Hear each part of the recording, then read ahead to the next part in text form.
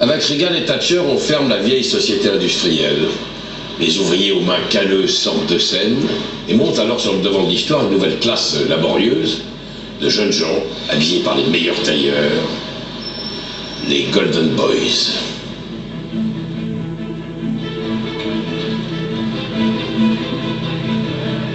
L'économie financière des banques, les salles de marché, semble capable de produire sans qu'on comprenne vraiment comment des richesses inépuisables.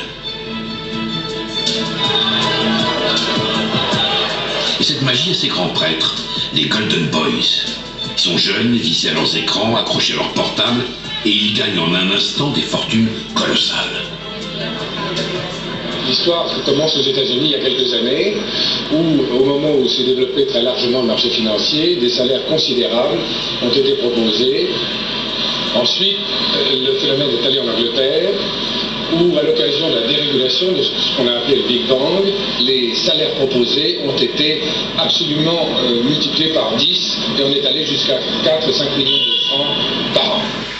Chez Balmain, on a vu ceux qui dans les affaires ont la signature. Le Golden Boy fait son entrée dans la mythologie de son époque. Avec sa matière première, l'argent, il inspire mode, musique et cinéma.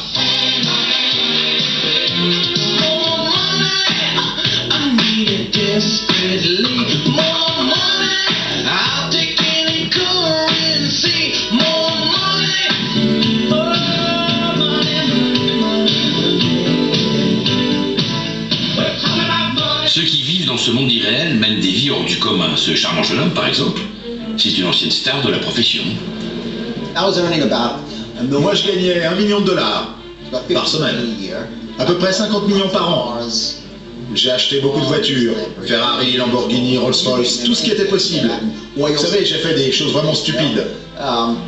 J'ai acheté des maisons, un yacht de 60 mètres avec un hélicoptère dessus, un yacht Coco Chanel. Je l'ai fait couler celui-là. Je l'ai planté dans une tempête car j'étais complètement drogué. Ma vie n'avait aucun sens. L'argent n'avait aucune importance. Vous savez, c'est parce qu'en fait je ne créais rien. Et quand vous travaillez à Wall Street, tout tourne autour de l'argent. Alors pendant ce temps-là, la France n'est pas en reste. Dans les années 80, celui qui chez nous a incarné ces années fric n'était pas trader, mais repreneur.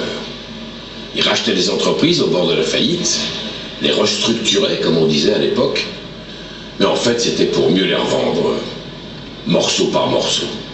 Il n'y a rien de plus redoutable de vivre dans un système capitaliste avec des gens qui ne le sont pas. Or, l'unité de mesure d'un système capitaliste, c'est l'argent. Il est bien, il n'est pas bien, on veut en changer, on n'en change pas, n'empêche qu'aujourd'hui, c'est celui-là. Si vous ne l'acceptez pas, c'est dire à un sportif, tu oublies le chronomètre. Tu vas courir dans l'absolu, mais surtout le chronomètre, ça ne t'intéresse pas. Or, pour moi, mon unité de mesure étant l'argent, j'entreprends mes affaires et je les fais entreprendre par tous ceux qui m'entourent avec une volonté féroce de gagner beaucoup, beaucoup, beaucoup d'argent. Tapis, mythe des années 80, titre Jeanne, et quel mythe! Fini les 70, à bas les babas, l'époque alors est aux gagneurs, vive les meilleurs.